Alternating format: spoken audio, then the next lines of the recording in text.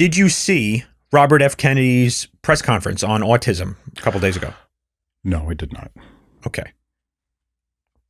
Well, he had one. Yeah. And it wasn't anything that new. They released HHS data from 2022 on autism rates. Basically, the rates have gotten worse. I think it's almost 1 out of 30 now. Kids, like 8-year-old kids. It's like 1 out of 31 or 1 out of 32. I remember even 20 years ago, we were talking about how bad it was getting. Yeah, but it's gotten worse since then. I think the last update was like 1 out of 36. So now it's even a larger rate than before. But what he wanted to focus on is in September, they're going to have some sort of big release with information about findings on new studies about it. Because he's certain that it's some sort of environmental toxin. He thinks it's either something in the food or the air or something like that. And a couple days earlier, he spoke to Trump and he told him that he wants to get more media attention around this. He's not doing the best job so far controlling the narrative, and that's something that Trump specializes in. Controlling the narrative. Controlling the narrative. Basically, you decide what the media is talking about and how they're talking about it. And so I think Trump wants Kennedy to get better at that with these topics, and I think he's trying to. So here's what he said during the press conference that has a lot of people up in arms. Okay. Autism destroys families. More importantly, it destroys our greatest resource, which are our children. These are children who should not be suffering like this. These are kids who, many of them were fully functional and regressed because of some environmental exposure into autism when they're 2 years old. And these are kids who will never pay taxes, they'll never hold a job, they'll never play baseball, they'll never write a poem, they'll never go out on a date. Many of them will never use a toilet unassisted. And we have to recognize we are doing this to our children. So he had this big statement like that, and that's pretty harsh what he said there. He's not talking about, he's changing how people speak about autism, because usually, honestly, the past, 10 or 20 years, it's been spoken about like almost like a superpower. Like autism is what makes me, that kind of talk. That where are you on the spectrum? Yeah, it's like if you're low enough on the spectrum, you're Elon Musk, Yeah, but there's been this sort of like autism positivity style thing, because you don't want people to feel bad about having autism. So it's like, my autism makes me who I am, and it, gives me special abilities, stuff like that. And the way he just talked about it was more like a disease or like a plague almost. I mean, it was he basically said it's something being done onto children, right? Almost like lead poisoning or fetal alcohol syndrome or something. It's like this is something that needs to stop. We need to stop doing this to our children. So it's a huge shift in how people speak about autism. And it has a lot of people really upset, because there are a lot of people who are autistic or know people who are autistic who are going online and saying basically like, Kennedy is dehumanizing us. And I saw somebody that I know actually, or not know directly, but follow, who thought that this was going in a almost like a eugenics direction, like basically talking about stigmatizing autism and saying like, oh, we're going to devalue these people. But it's clear to me that what he's saying is no, there are people who are suffering, who and oh my God, people are saying like, I have autism and I hold a job and I pay taxes and I use the bathroom by myself. It's like, yeah, he's not talking about those people. He's talking about the people with severe levels of autism, who basically need 24/7 care. I remember in elementary school, we had one kid who is like very autistic, and he was obviously very unhappy at school, maybe scared. I don't know. It's hard to tell, right? But he would run through the hallway screaming, and the teachers would have to chase him, and they would try and hold him down and all this stuff. And he took so much time and attention, and the school wasn't suited to handle him, basically. And it's people like that he's talking about. It's saying that, he truly believes there's something going on here that's not just something you're born with. He thinks it's something done. He's saying it's not fair to those people that we're not putting the levels of research in order to figure out what that is. Well, he's not getting to the cause. Huh? He's not getting to the cause. Well, he's trying to. He's trying to. He's trying to. That's what he's hoping to do in September, I guess. Is kind of going to be a start that. Yeah. So, and the thing is, the numbers he's talking about now, the 1 in 31 have autism type thing, which he compared it to the 60s and the 70s, where it was like 1 to 3 out of 10,000. Yeah. Basically, and the critics say right away, they say no, that's because of changes in diagnostic criteria. Say we're better at diagnosing people now. And he says, no, even if that's true, that accounts for maybe 10 to 20% of the expansion in the rate. But what about people with severe autism that you can't miss? Those people would have been diagnosed. And when we're looking at the 1 in 30 rate that we have now, 25% of those people have severe autism. We have, kids, 8-year-olds. So you have people you don't have people who are in their 70s or 80s who have that level of autism that we see now. So that's his rebuttal to that claim. It's just an expansion in diagnostic criteria. So it'll be interesting to see.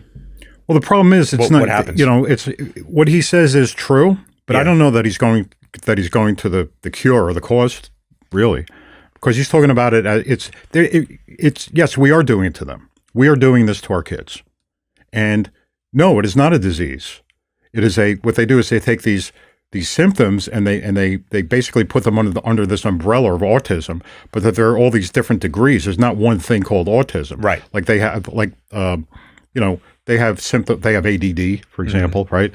They have behavioral issues. And so they try to treat these things with behavioral therapy, with pharmaceuticals, but it comes down. We are doing it to them. It's from the parents. It's an emotional, spiritual dysfunction. You've heard of, I don't know if this is an official term. I've heard it before, but turtling. What is that? You've heard of that? No. In what context? Turtling. It's like, when a turtle goes and hides its head. I get that. Yeah. So it's a broad term, but kids are being affected by their parents in a negative way. The parents don't know they're doing it. They don't realize it, but it's the emotional disruption, the emotional dysfunction of the parents is being projected onto the children, and the children are retreating into their heads, into their psyches, into their thought processes. Yeah, I think there is some of that, but there's got to be a degree to which. All right, maybe there's something.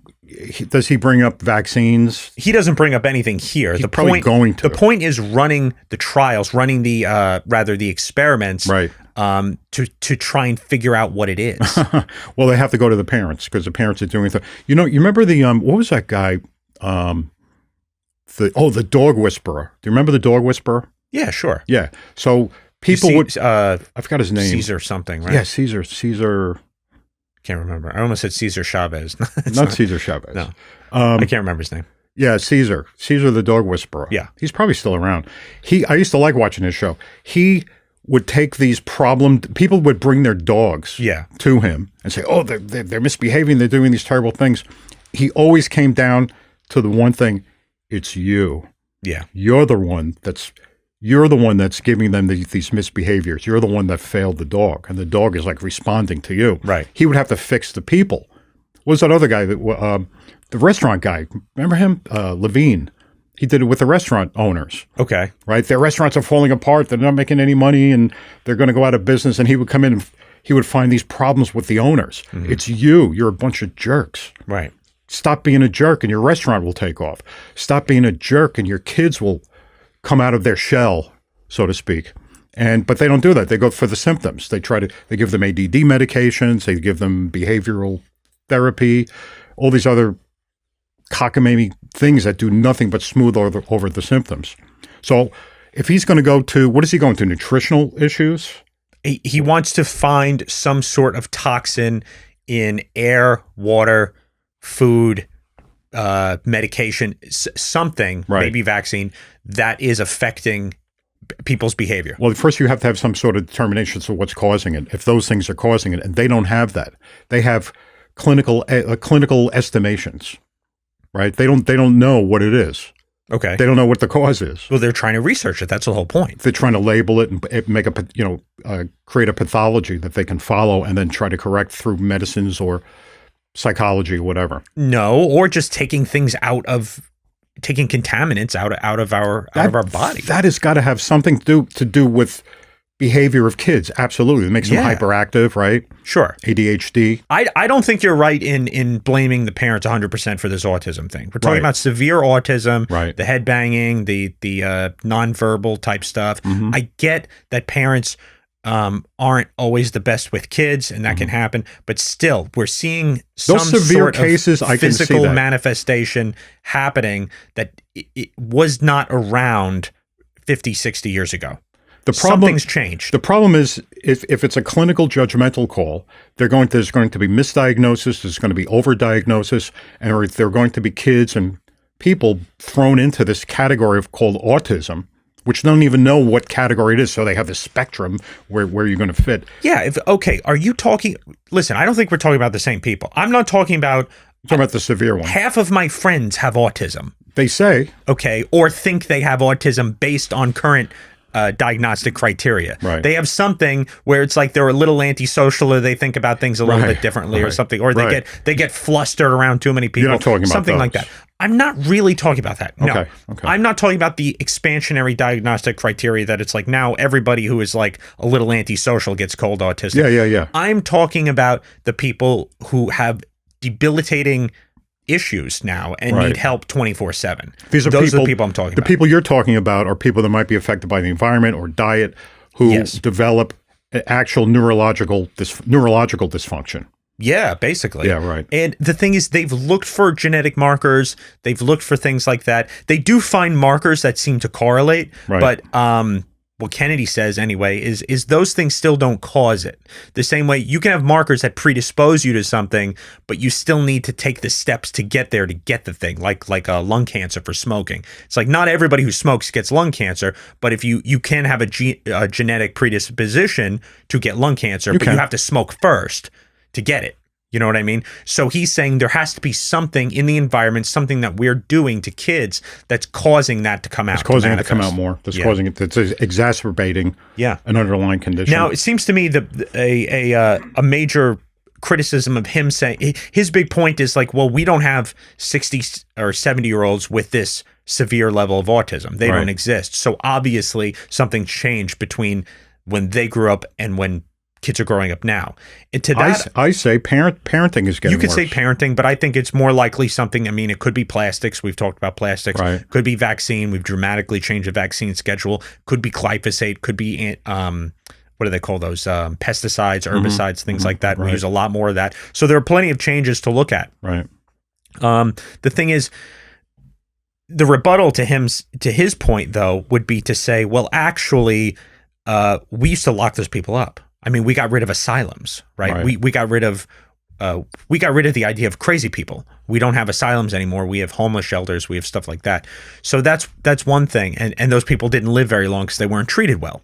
You know, but still, it seems to me like there is something. There has been a change, and I do hope they find it. It doesn't mean that you shouldn't be spiritually well, but it is good to know what's going on. My concern is that a lot of the people who are spiritually unwell, that's been passed on by the parents, are going to get lumped into this category and going to think that whatever they come up, whatever solutions they come up with, whatever medical solutions or nutritional solutions, I get that. That they really don't fall into that category. Well, because it's so broad.